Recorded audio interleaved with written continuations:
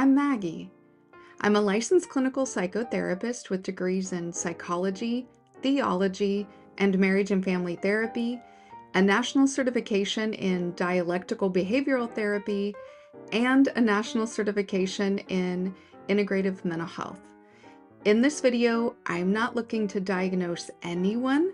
I'm only willing to offer insight into situations like these.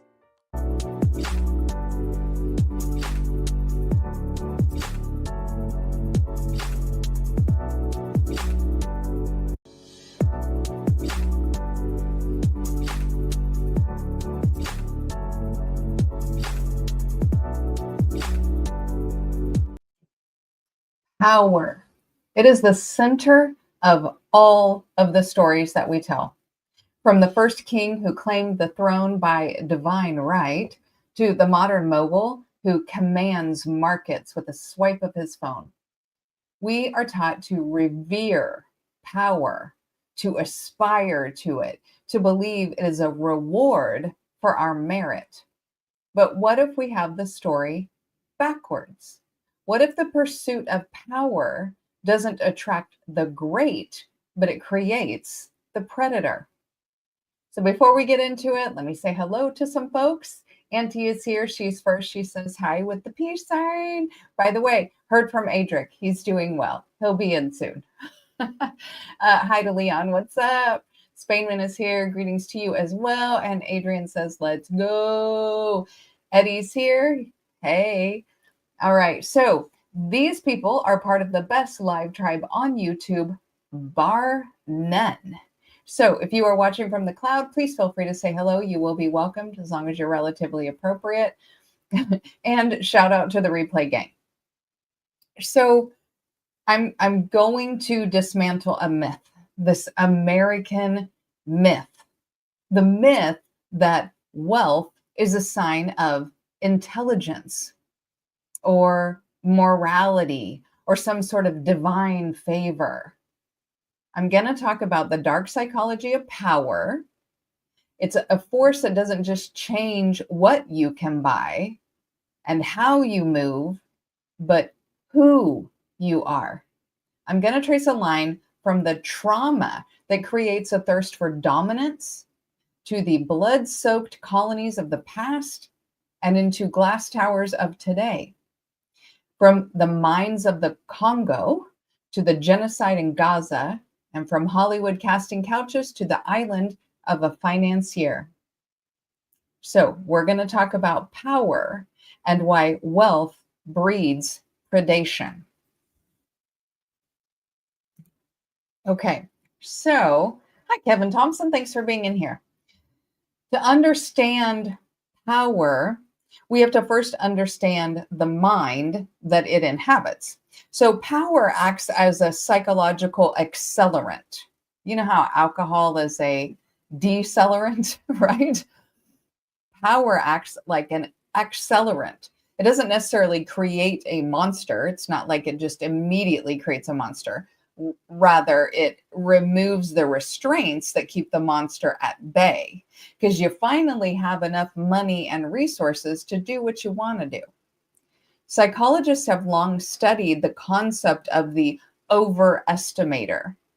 So in corporate settings, it's estimated that around 65 to 75% of employees report that the worst aspect of their job is their immediate boss. See what power does?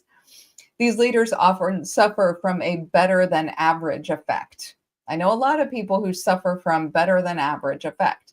That is a cognitive distortion where their self-perception is wildly out of sync with reality.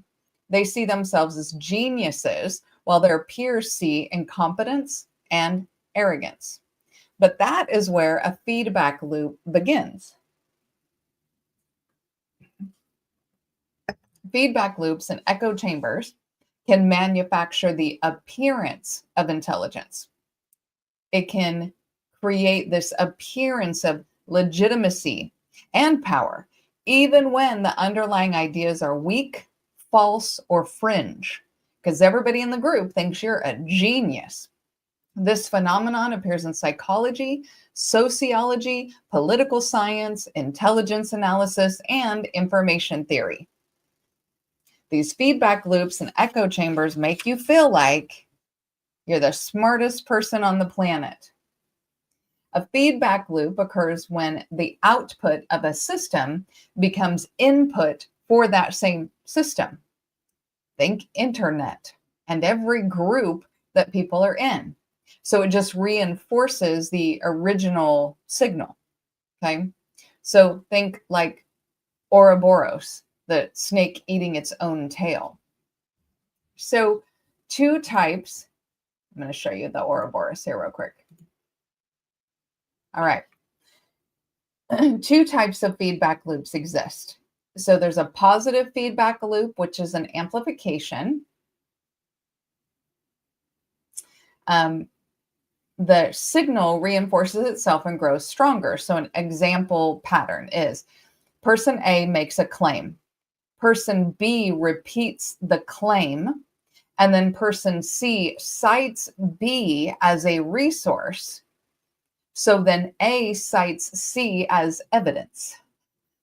So see how we went from a claim to evidence because they keep citing each other as a resource.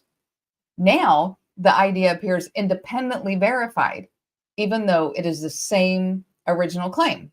So that is an artificial consensus. Then we have the negative feedback loop, which is a stabilization. So negative loops correct errors and stabilize the system.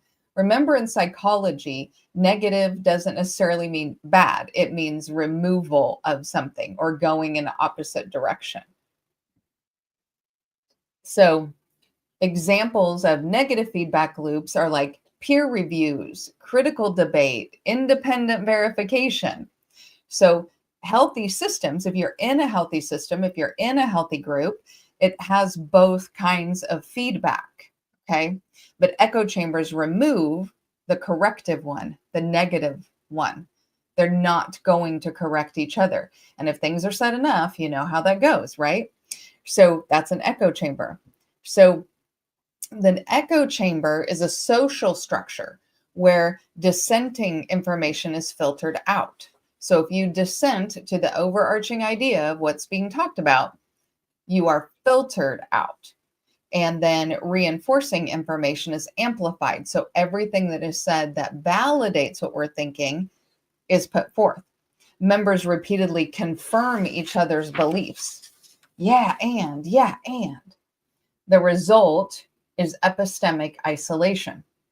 Political scientist Cass Sunstein describes this as group polarization. When people hear only confirming information, their confidence increases. Their positions become more extreme. Their perceived certainty grows. They're really courageous and confident idiots. So all the fallible information now becomes indisputable fact, even if the underlying evidence is weak or missing altogether. Think about recently, Erica Kirk was talking and she was trying to say something about the Bible. And she goes, well, I'm trying to say it a certain way because, they always come in and fact check me and try to prove me wrong. Almost like it hurt her feelings to be fact checked. The problem wasn't that she was saying things that were not factual. It's that it hurt her feelings for somebody to fact check her. And she's definitely turning point is definitely an echo chamber. So in intelligence analysis, this problem is called circular reporting. We also call it circular reasoning. Okay. So an example scenario, source A reports something uncertain. So the analyst writes a memo citing source A. Another analyst cites the memo. And then decision makers see multiple sources because source A said something, the memo said something, this other analyst said something. So now we have sources, but they all originate from one rumor. This creates false intelligence density. So in a historical example, so Iraq and the whole weapons of mass destruction intelligence failures. So this is 2003. It involved multiple agencies repeating the same unverified and not factual information that there was weapons of mass destruction in Iraq. And they came in and they took a whole bunch of stuff from museums and other buildings and, governmental buildings, but they found no weapons of mass destruction. Donald Trump does this on Truth Social all the time. He will repost not factual things because if he sees it on Truth Social, to him, it's true. And he will post these things as a source, but he's not the only one. We see false claims and false narratives reposted and retweeted all the time. So much so that other people start to believe that it's true. Psychologically, humans interpret a volume as credibility. So the more I hear this over and over and over again, it becomes the truth. It becomes a credible source. Okay. So there are some cognitive biases that go into this. So we have availability heuristic, okay, which is if something appears everywhere, it seems to be true. We have illusory truth effect, which is repeated statements are perceived as more accurate, and authority signaling, which humans are susceptible to every time. If a claim appears in a formal format, it's a report, it's news, it's academic language, it's somebody of authority, it gains perceived legitimacy, even if all of the sources are circular.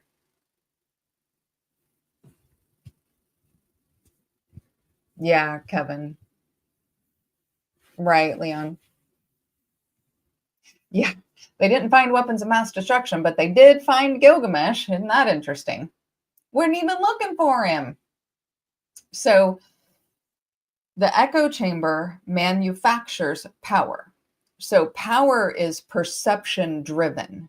It's it's all about the perception of power.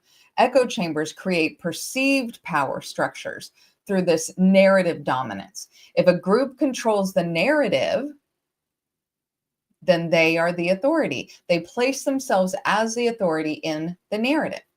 And then we get this artificial consensus saying everybody agrees, everybody says so, everybody's telling me, everybody said this, everybody, right? It becomes a signal of legitimacy. Everyone says so all the time. I'm the best, it's the biggest, right? we hear that from people. All, we recently had this with Pete Hegseth tried it. He met with the Gold Star families who had lost their loved ones in this whole Iran kerfuffle. And he says that all the families told me, finish it. Don't back down. You got to finish it and take it to the end. And then a family comes out and they're like, we didn't say anything of the sort. Not anything of the sort. What we said is that we hope the decisions that are being made are necessary. That is not the same thing. But Pete Hegseth was trying to get this legitimacy by using the Gold Star families, right? His authority. And then we're appealing to empathy for these families who, they want their death to mean something. That is not what they said. So he's literally lying about these people who just lost their kids in this stupid war. Then we have reputation loops. So members continually affirm each other's expertise. You are the master, you are the leader, you are the teacher, you are the smartest, you are the bestest of all time. Then on the flip side of that, we have gatekeeping. So outside perspectives are labeled as ignorant or malicious, right? You hear this all the time when you fact check somebody and then they talk condescendingly to you. Like, oh, you're a freaking idiot. This allows a small group to appear much larger, and more influential than they actually are. Hi, Eternal Rhythm Flow. So he says warmongers are liars. This is just a game to them and they need to make us believe that we want it. I totally agree with you. I say all the time that the elites of the world, the people who make money off of war, they're all sitting together playing this fancy game of Risk, but all their little plastic pieces are us. It's just a game. So groupthink research by Irving Janis from 1972, really good book, shows that highly cohesive groups often suppress dissent to maintain the unity. They other people. There's us and there's them. So then we get policy failures, strategic miscalculations, overconfidence, and just making dumbass decisions. So that closed system is a huge problem, especially in politics, with legislators and people have power and people have access to the big red nuclear button. So when feedback loops become a closed system, over time, the system produces its own reality. It shapes its own reality. Members no longer can distinguish between an internally generated claim or an externally verified fact. Think about how many people say, I feel, and they believe because they feel something strongly that it must be true. So then it hurts their feelings when you fact check them. This is where we are. So these feedback loops allow power the ability to insulate itself from any critiques, right? Because then you have your followers and the people in your echo chamber to attack others who come in and have something different to say. If a CEO doesn't want to hear bad news, he just fires the messenger. The more power one accrues, the less honest feedback one receives. The less feedback one receives, then the more grandiose and infallible they feel. You see how the monster starts growing? You don't even know you're becoming a monster at first, right? You have power, isolation, grandiosity, more power, more isolation, more grandiosity. This is the Ouroboros eating its own tail. So this environment creates a perfect petri dish for what psychoanalyst Daniel Shaw calls the traumatizing narcissist. We've talked about the malignant narcissist. This is the traumatizing narcissist. It isn't just someone who is vain. It is someone who requires the subjugation of others to maintain their own reality. So they create these relational systems of subjugation, which this is what Shaw talks about, where the subjectivity of everyone else must bend to their will. They must bend the knee. It's a system of dominance enforced by the powerful, turning those around them into objects, into their minions. That's why they're also called malignant narcissists, because they are malignant to the people around them, like a cancer. So where does this insatiable need to dominate come from? Often it's born not from strength, but from deep unhealed wounds. We have to look at the link between trauma and the compulsion to control everything around you and all the people around you, because it goes on unchecked. So research into intimate partner violence offers kind of an answer. Studies show that people who perpetrate violence have a history of childhood abuse, exposure to parental intimate partner violence, trauma-related emotional dysregulation, substance abuse, insecure attachment patterns, relationship conflict escalation. So all of this can lead to trauma symptoms, which in turn fuel a need for dominance or a need to submit on the flip side of that as coping mechanisms. So the abused can become the abuser, seeking to control their environment to ensure that they're never a victim again. Auntie says that description gave me anxiety. I'm sorry, Auntie. But that's not just a human quirk. So look at our closest relatives, the chimpanzees, also the bonobos, but the chimpanzees. Ethologists describe concepts like dominance hierarchies, reverted escape, and conditional reconciliation. When a chimp is trapped by a dominant force, it may display appeasement behaviors, the very root of what we call Stockholm syndrome. We also call this fawning. In humans, this manifests as traumatic entrapment. So the victim, unable to flee, this is like a cornered dog, must appease the predator. The predator then in turn feels the rush of this absolute control. The powerful individual projects an aura of invincibility because his victims are now appeasing him. And those beneath them, operating on a primal level, fawn to survive. They fawn all over them. They simp. This dance of dominance and submission is written into our biology, but the powerful exploit it. Look at the trauma bonding happening all around us. Okay.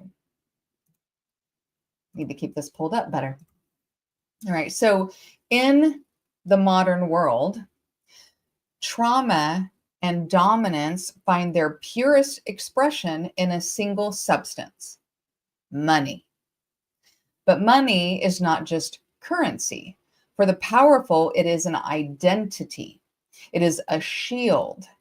And for men, specifically, it has become a phallic symbol, a measure of virility. When a man's sense of self is fractured, perhaps by that early trauma or by a society that tells him that his worth is tied to his production, money becomes the adhesive that holds that ego together. It substitutes for personality. It replaces empathy with net worth. This is what you told me that I am, so this is what I am. So for men, the accumulation of wealth is often a performance of potency. In the bedroom and the boardroom, it's about size. The size of the deal, the size of the acquisition, the size of the severance package. It's a competition of dominance, a digital, financialized version of the chimpanzee's display of power.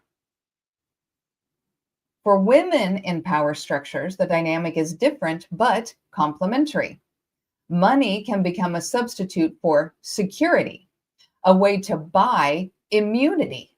It can buy immunity from the very predators the system creates. It's immunity from the rules they make, or even from her own behavior. Leon says, Maggie, I did not believe in the studies of monkeys because they are literally surrounded by humans and the land they live on is now smaller. Monkeys would leave if they could. I would go with them if I could. So money is a hollow substitute. It's a castle that's built upon sand because the chase never ends. This is where we are with modern capitalism. The chase never ends. And then the narcissistic feedback loop demands constant validation. So once you bought the car, the watch, the supermodel, you must buy something else. The object of desire is always just out of reach because what you're actually trying to fill is a void that money was never meant to fill.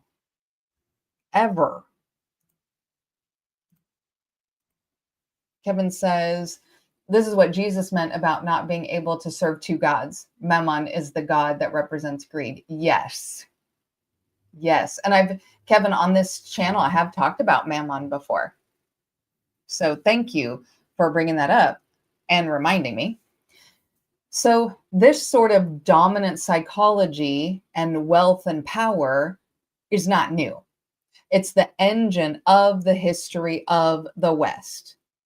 To understand the billionaire today, we can look at the king of yesterday. They're cut from the same cloth. Hell, they might even be related. And their legacy is written in the blood of others. So if we talk about the Congo, not just today's atrocities, but in the late 19th century, King Leopold II of Belgium didn't just rule the Congo. He owned it as a personal fiefdom, and he owned it because he took it. It's not like he bought it.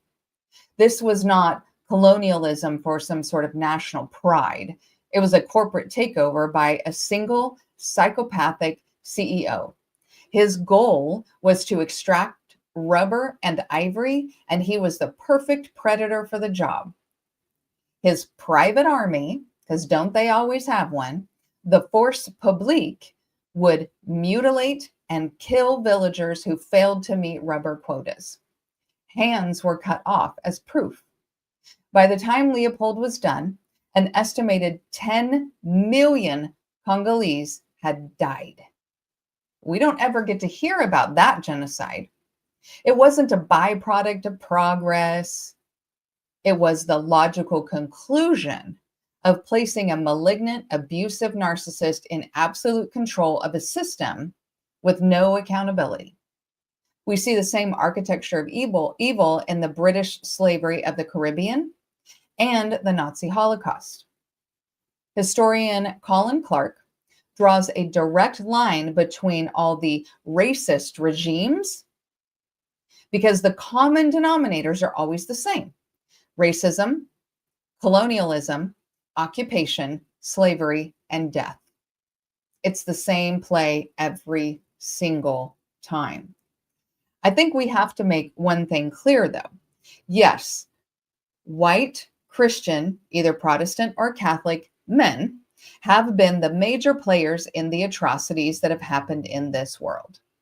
Let me say it again. Yes, white Christian, either Protestant or Catholic men have been the major players in the atrocities that have happened in the world. But that does not mean that either women can be malignant narcissists or that a man made her do it. Ghislaine Maxwell is a great example. She is a monster all by herself. A few more: Elizabeth I of England. She authorized privateering raids against Spanish ships. She supported early English colonization attempts in North America. She approved the campaigns in Ireland that suppressed Irish resistance. Oh, Leon says 50 million genocide. Well, and especially if we go up to today, because, the abuse of the Congolese has not stopped. Then we have Catherine the Great of Russia. She was in charge of expansion into the Black Sea region, annexation of Crimea, and participated in the partitions of Poland, which erased Poland from the map for over a century. Russia expanded by roughly 200,000 square miles under her rule. It said that G. Max was worse than Jeffrey. I don't know. Oh, Ghislaine Maxwell. Haven't heard her called that. Leon says she did not give Irish and Welsh and other subgroups women equality. Right. She subjugated those women in the lands that she was dominating. Isn't that crazy? So Isabella I of Castile, horrible woman. She sponsored Christopher Columbus' 1492 expedition. She completing the Reconquista by conquering Grenada, and she supported the Spanish Inquisition. Women were also slave owners in the United States. Historical records show that women inherited enslaved people through dowries, wills, and estates. Widows controlled large plantations, and women legally owned enslaved laborers in their own names. If you don't believe me, you can read They Were Her Property by Stephanie Jones Rogers. These women in the South were not innocent bystanders. Some of them were active slave traders, plantation managers, disciplinarians.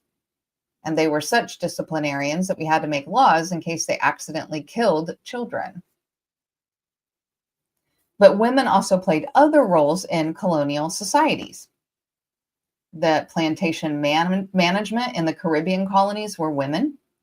The settler expansions in North America included women. Missionary colonial networks, women. The European settler women often managed the estates, enforced racial hierarchies, participated in land dispossession systems. Our colonial conquest was largely directed by and meted out by male political elites, but also women who possessed class status reinforced that system. And I went through those women because we all know the narrative. Oh, it's all these white Christian men, always the white Christian men, always the white Christian men, every story. And I'm not saying it wasn't.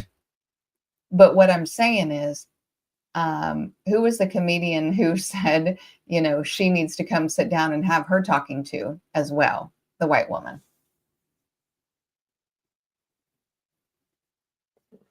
So the slave owner on a plantation in Jamaica in 1750 and an SS officer in a concentration camp in 1944 are playing the same exact psychological game. They have dehumanized their victims to justify their predation.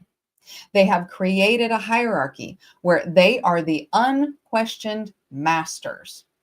They enjoy the absolute power of life and death. They get off on it. This is what happens when dominance is unchecked. It is not an anomaly. It is the literal, natural endpoint. Wealth and power. It is a system built on the psychology of power in the West. So we talked about Congo a second ago. So let's talk about, what's happened since Leopold. Osbaneman says G-Max was her nickname in some of the files. Leon says that's why we say gynocracy. Kevin says white Christian men write the books. Yeah, well, I mean, that's true. It's his story, So we like to think that we have evolved past Leopold. We sit in our comfortable homes, scrolling on our sleek devices, and we tell ourselves that the age of empires is over. But the machinery is actually just more efficient. It's more technologically advanced. The blood is just further down the supply chain so that you never see it. Today, we have slavery and forced labor institutionalized by the West in other countries. You just don't get to see it.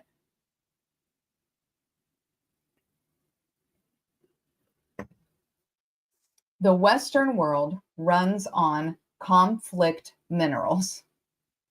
So the coltan in your phone, likely mined in the Congo under conditions that echo Leopold's era, funded by armed groups in a genocide that has claimed over 5 million lives.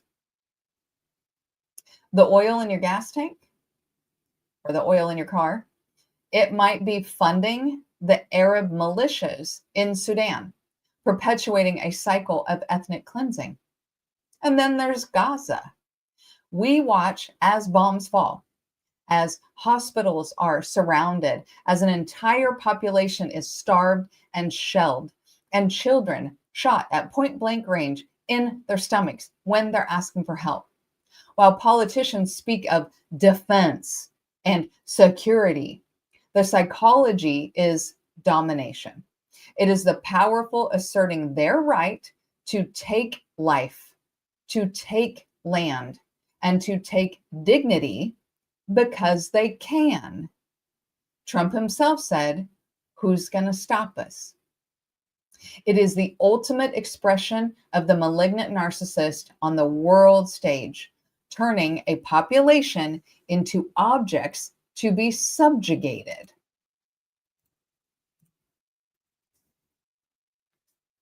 Some interesting people up on the screen if you're just listening. This thirst for dominance infects every single industry. In Hollywood, the casting couch is not just about sex, it's about power. It's the producer saying, "You're only going to succeed if you submit to me." It's the director turning the set into some kind of harem. It's the pageant owner walking in on naked women and girls to inspect the show. It's the purest form of dominance, using institutional power to satisfy personal predation. And then we have the ultimate symbol of modern predatory power, the Epstein files. Jeffrey Epstein wasn't just a pedophile, as if that's not bad enough. He was a trafficker of human beings for the global elite, not just for himself. His value to the powerful, the princes, the presidents, the scientists, the billionaires, was that he could provide vulnerable children for their domination games, for their gratification.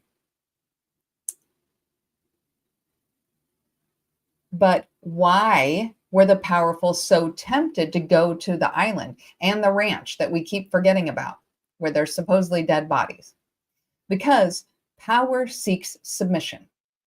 Sex with a consenting adult is a transaction, but sex with a trafficked child arranged by a fixer is pure dominance. It's the ultimate high for the predator narcissist, the complete subjugation of another human being. And the system protects them because the system is built by the predators and for the predators. Why? Because it's built by the wealthy elite. Do you see how it's all connected? Kevin says, because there's no equality in the rule of law. If they know they can get away with it, as long as there is inequality, it cannot work. I don't disagree. So Jeffrey Epstein's activities are usually discussed in terms of the sex trafficking. But investigators, journalists, and intelligence analysts have long noted that his operation also functioned as a network building and influence system.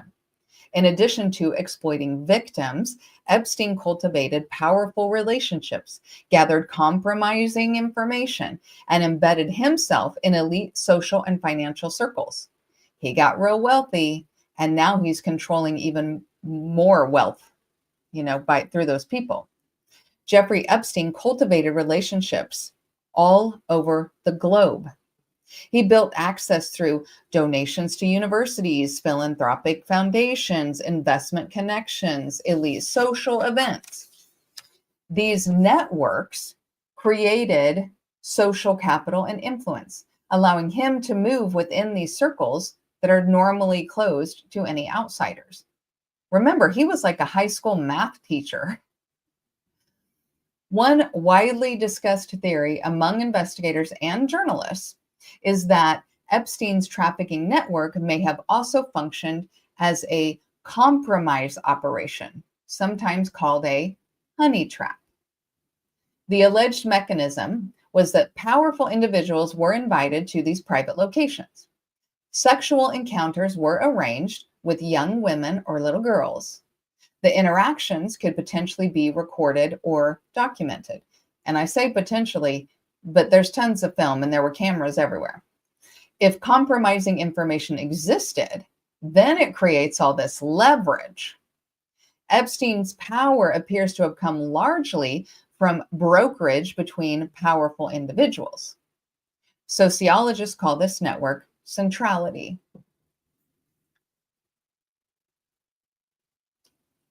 Instead of holding traditional institutional power, Epstein acted as a connector between financiers, politicians, tech figures, academics, royalty, all of these people with wealth and power. By linking these groups, he became socially valuable, which provided protection and status. He was untouchable until he was the scapegoat. He wasn't the only person running the game. In fact, if you listen to the victims, they say that Ghislaine was the one in charge.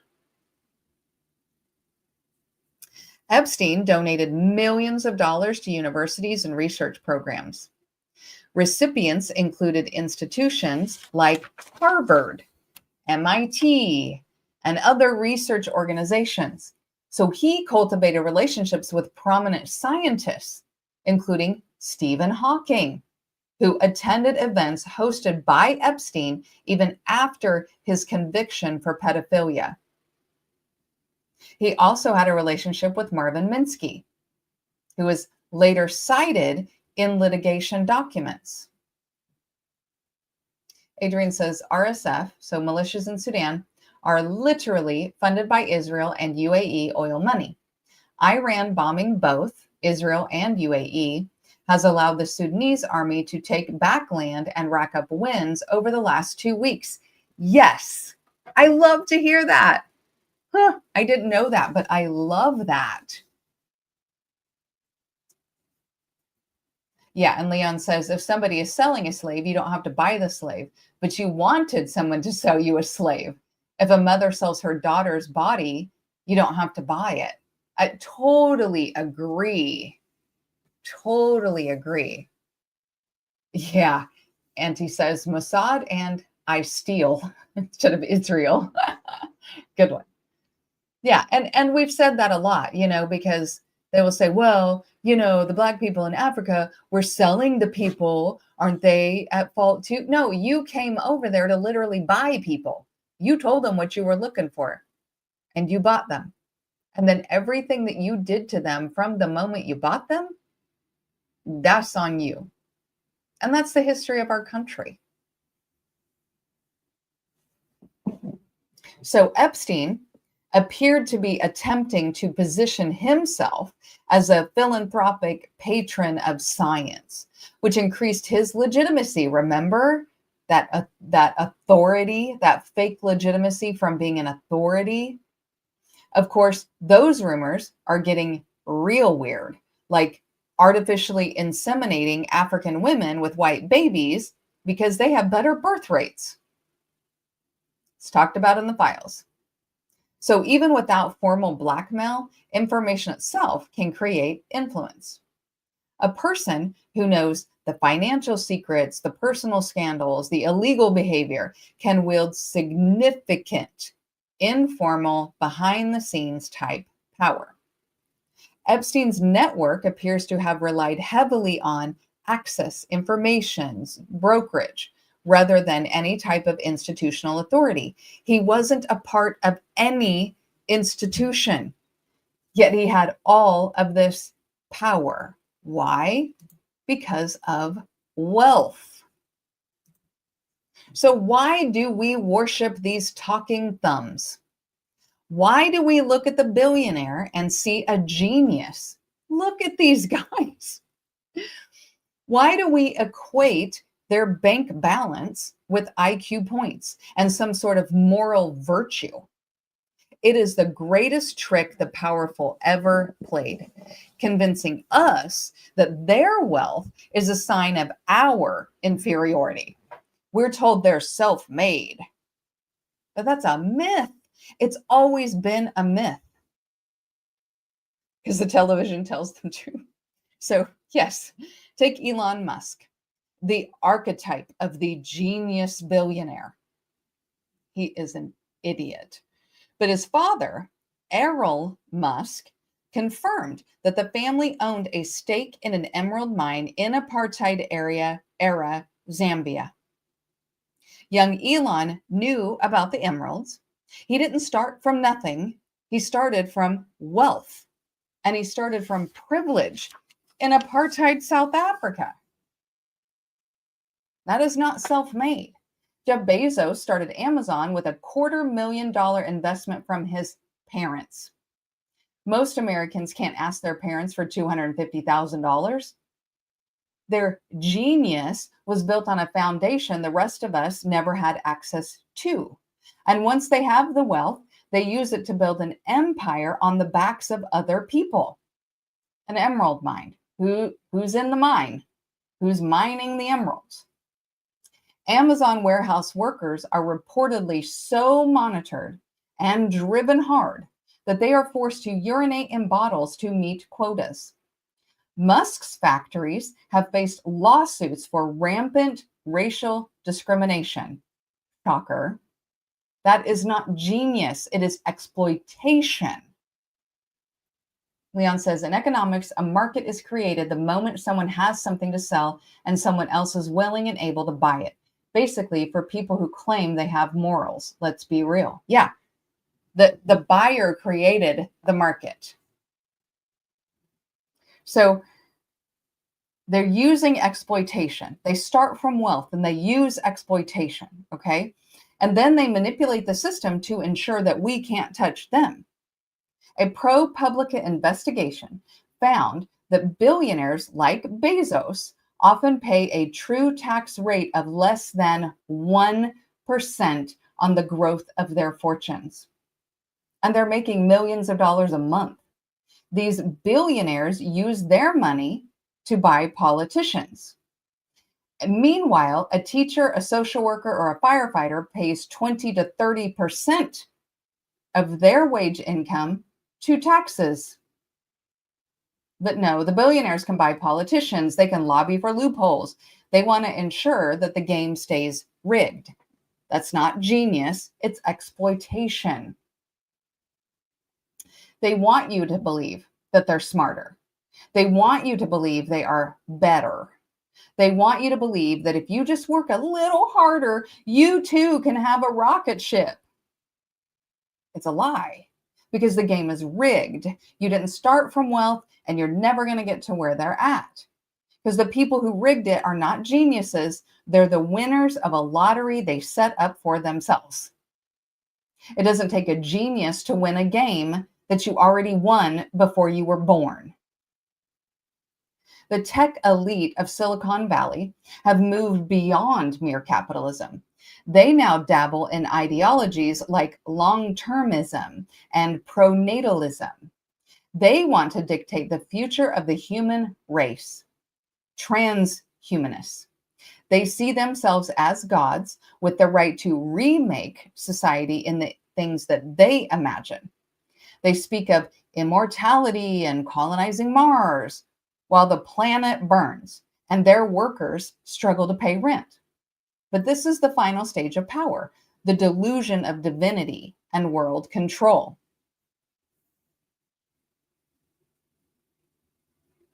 Yeah, but they don't want us to believe they went to the island. Yeah. And the government pays for their servers and just gives them bills of dollars. And they absolutely stole other people's ideas. That is a biggie that they do because it's always exploitation. So the phrase New World Order has been used by political leaders for decades, usually referring to a new international system after some sort of geopolitical shift. This is usually when it comes out. So one of the most cited examples is from George H.W. Bush from 90 to 91 during the Gulf War. So he said, quote, "Out of these troubled times, a new world order can emerge." Okay. But he's not the only one. Reagan, Bush Sr., Obama, Clinton, they all referenced the New World Order. But they want you to believe it's just about some sort of kumbaya type of New World Order. It's not. It's about global domination.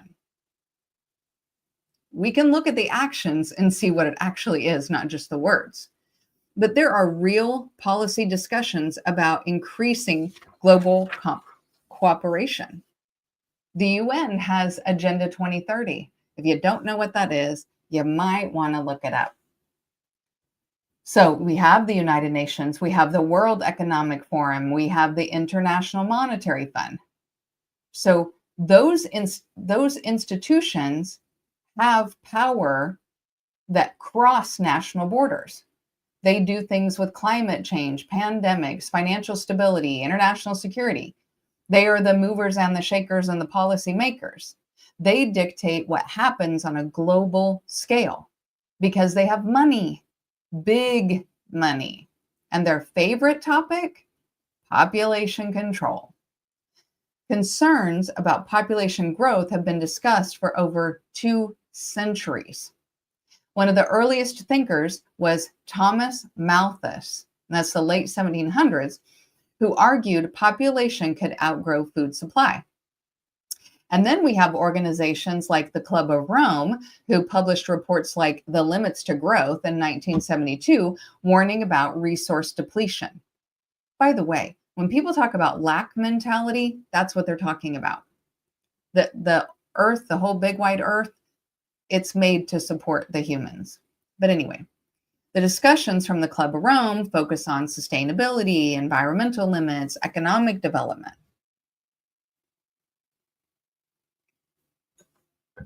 They're all exerting their power. Now, 1 second, I'm going to sneeze. Let me make myself stop. Okay. There's academic research suggesting that extreme wealth can influence personality traits. This is what I'm talking about. Studies in psychology and behavioral economics have found correlations between wealth and traits like increased entitlement, reduced empathy, and higher narcissistic tendencies. Do you see what I'm saying? So the wealthy, their personality traits actually change. They start to become a predator. That's what extreme wealth does. So, as an example, research by psychologist Paul Piff, fun name, from the University of California, found that people in higher socioeconomic classes sometimes show greater rule breaking behavior, an increased sense of entitlement, and lower levels of empathy in certain experiments. So, this demonstrates a structure of incentives associated with extreme privilege. Yeah, wealth and secret societies, always, they go hand in hand, right? Because there are real elite discussion forums where global leaders meet. They meet at Bilderberg. They meet at the World Economic Forum, and those groups include heads of states, central bankers, CEOs, academics. They discuss economics, geopolitical things, technology change. They are the movers and the shakers on a global scale because they involve powerful individuals that operate mostly off record. There's a lot of speculation about their hidden agendas.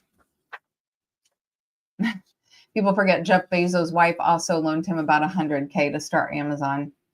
Man. So, narratives about elite control merge several real phenomena that happen. So, concentration of wealth and influence, elite networking, policy discussions about global coordination, historical debates about population growth, right? Because rulers have always understood that population size affects their labor supply and how much they're able to tax people, what their military power is going to be like, and their social stability. So as a result, many governments have attempted to shape their demographics, right? They want to ensure enough laborers, but they want to prevent rebellion. They want to manage land scarcity because they want the land. They want to maintain their elite dominance, and then they want to shape ethnic or class compositions. So this is where they come up with their laws, their codes, their colonial policy, modern state planning, all of those kind of things. Even in ancient Greece, they talked about this kind of thing. Plato and Aristotle. In Rome, they had policies encouraging childbirth among the elite citizens, but they didn't want others to do it. How come back in these ancient times they're talking about population control? Oh, we're going to get overpopulated. How many billions of more people are on the earth now? And it's the same old, same old. Maybe it has nothing to do with resource scarcity. Then we had the colonial population engineering, right? Where the empires have manipulated the demographics, right? Because colonial expansion involved large-scale demographic restructuring through violent means. We got to remove all the Native Americans off the land. We have to keep the enslaved Africans in, a subhuman category to maintain our dominance and control, right? So by the late 18th century, population was a major topic in political economy. So Thomas Malthus, again, he argued in an essay on the principle of population, the population could outgrow food supply, leading to famine and conflict. That was in the 1700s. And this is the stuff they used for their economic policies, for their colonial administrations. It might have been, Kevin. So the Malthusian ideas were used to justify harsh policies towards poor populations, particularly in colonial contexts. And that leads to the rise of eugenics. So population control took a more explicit form with the emergence of eugenics movements. Francis Galton, a cousin of Charles Darwin, proposed improving society by encouraging reproduction among fit individuals and discouraging it among others. So by the 20th century, eugenics laws existed in the United States. There were sterilization programs And those were happening in several countries. Immigration restrictions were influenced by eugenic thinking. Think about ICE right now. Are they gathering up the South African white folks who came over here? No, no. They're gathering up mostly Hispanics, but also a lot of African immigrants. So the most extreme example of eugenics is Nazi Germany's racial policies. Okay. Eternal Rhythm Flow says, I have a video on my channel where I asked ChatGPT to psychologically diagnose the men on the screen. And it said they are all narcissists and evil entity hosted psychopaths. And there were 500,000 views. I don't disagree with anything that ChatGPT said, because I do think there is evil that happens. I think there's a reason why they say money is the root of all evil. Why Mammon, the god of money, was considered evil. There's a reason for that. Wealth breeds predation. So back to population control. After World War II, population growth became a major concern in global policies. So then we get China's one-child policy, we get India's sterilization campaigns in the 1970s, guys. It's not that old. And then you have the elites taking over the discussion of all the population issues. And they talk about sustainability and economic development and environmental limits, while they're hoarding enough to support 1 million people. How many people do you think Elon Musk could support? But they want you to believe there's scarcity. We got to look at sustainability, economic development. He has more money than he could spend in 1 million lifetimes. It's just how they're managing us. Now, before you think, yes, there are talking thumbs up on the screen, but before you think it's just white guys, even though it's mostly white guys, here's some other examples of how wealth breeds predation. These are some bad dudes. Okay.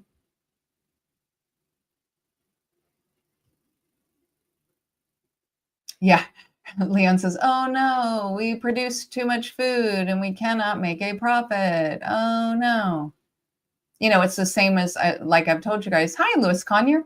I've told you guys how when they did city planning way back when, right, when they're making cities in the United States, they decided when they're planting trees on the easements and things like that, they would not use female trees because they didn't want people to have free food.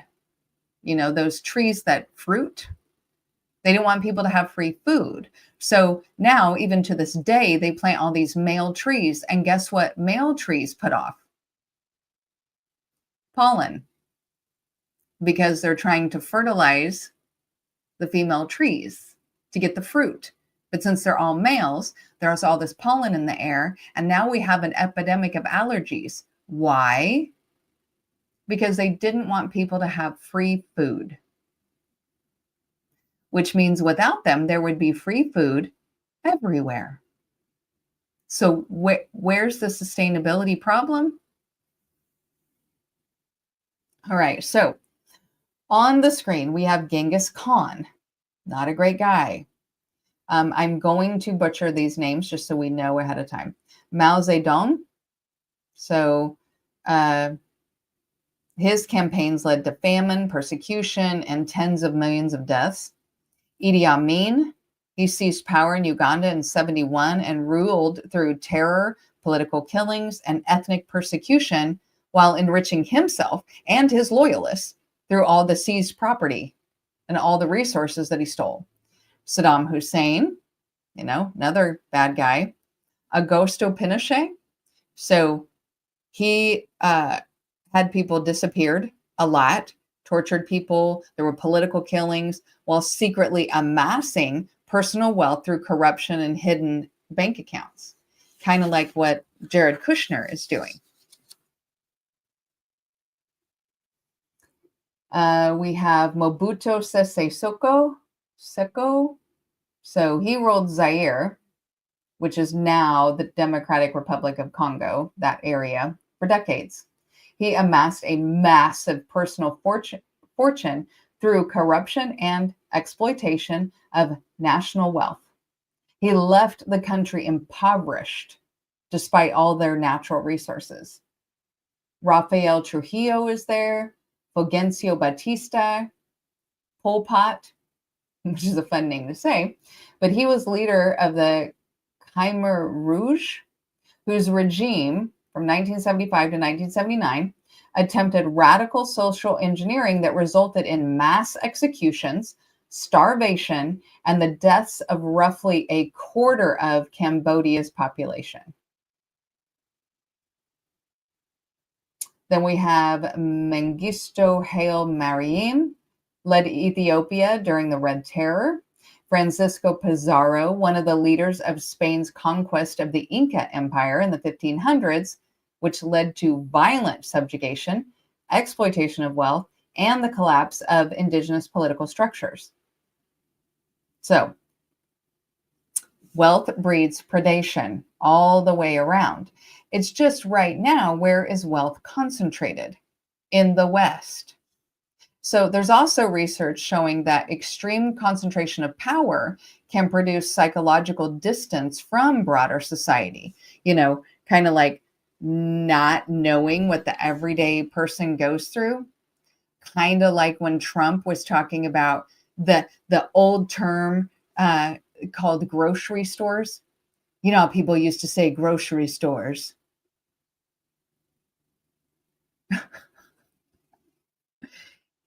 He's never had to go to a grocery store. He talks about how you have to show ID at a gas station to get gas. He's never gassed his own vehicles. He has no idea how life is here. He lives in a literal, different, complete reality than all the rest of us. They all do. They were born into wealth and they live in a different place.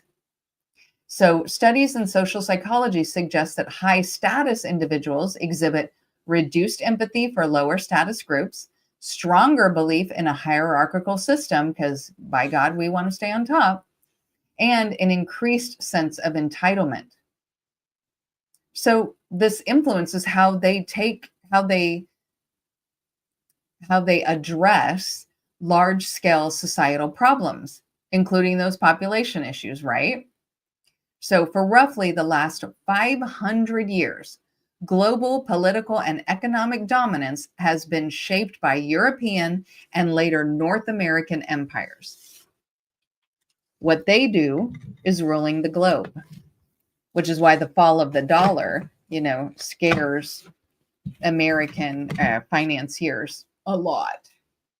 Because we had the British Empire, the Spanish Empire, the French colonial empire, and then the United States as a global power, especially after World War II. So they produced this international order in which Western institutions and elites hold disproportionate influence across the globe, especially trade systems, international law, military alliance, even cultural institutions. Sociologists have long studied how elites maintain their position across generations, which is what we were talking about. These parents, these families, and these people were born into wealth. So Mill's book, The Power Elite, which came out in 1956, argued that U.S. power was concentrated among interconnected groups in corporate leadership, military leadership, political leadership. So they keep it all in the family. These families intertwine. Then they have children, and all the wealth stays concentrated. Okay? Then they buy up educational institutions because their financial interests are based in their family connections, and they want you to think it's because they're just in general better. They're more moral. They're smarter. They're geniuses. It's all merit. Today, economic research confirms that wealth is highly concentrated. We know about the wealth gaps, and it's just getting worse. And then they have all their networks, not just their secret societies. So they have elite universities. They have corporate boards and international forums and philanthropic foundations, what Epstein was involved in. That is called elite cohesion, because they are going to keep the money because that gives them power. And that's all they care about. And the way they do it, they remain dominant. They will kill off a whole set of people because they have no empathy and this huge sense of entitlement from all that wealth, which gave them power. At the end of the day, power doesn't refine your character, it reveals it. So for the traumatized, the insecure, the predatory, wealth is the ultimate weapon. It buys silence, it buys submission, and it buys the illusion of love, worship, and care, especially here in the West, where we worship billionaires. I've kind of scratched the surface of this abyss today, and we've seen the same psychology at work in a Belgian king and a tech mogul and a slave driver and a human trafficker. It's the psychology of subjugation and the need to turn another human being into an object. It's exploitation. The first step to stopping this is to stop worshiping these people. They are our abusers. To stop looking at a bank account and see intelligence or morality or blessings from God. Stop looking at the private jet and seeing success. We have to see them for what they are. Damaged, insecure people who have literally been handed the keys to the system that allows them to act out their darkest impulses on a global scale. They are not our gods. Their power only exists because we gave it to them. It is way past time that we took it back. All right. I want to thank you guys for being here today. I went a little bit over an hour. I'm so sorry for those of you who, watch the time. I try to be conscious of time. So coming up Wednesday, we're starting a new book review about Freud and Jewish mysticism, it's so interesting. I've read 8 chapters so far and found out some really interesting things. So I'm super excited to share this with you. So we'll do the book review. It'll be like 5 parts because I think there's 5 parts to the book. So we'll just break it down that way. Super interesting. And then next Sunday is AI consciousness and the soul. So that one should be very interesting too. I'm having a lot of fun researching it. So I thank you guys for being here. And I'm going to show you a picture of my dog. Please like the video if you haven't already. It really helps the algorithm to know what kind of things you like. Share where you think it's appropriate, especially to someone who you think needs to hear it. And last, don't forget to subscribe if you haven't already, especially if you want to break down complex concepts that make the esoteric not so teric, helping you on your journey to become your most authentic self. Let's uncover the universe together.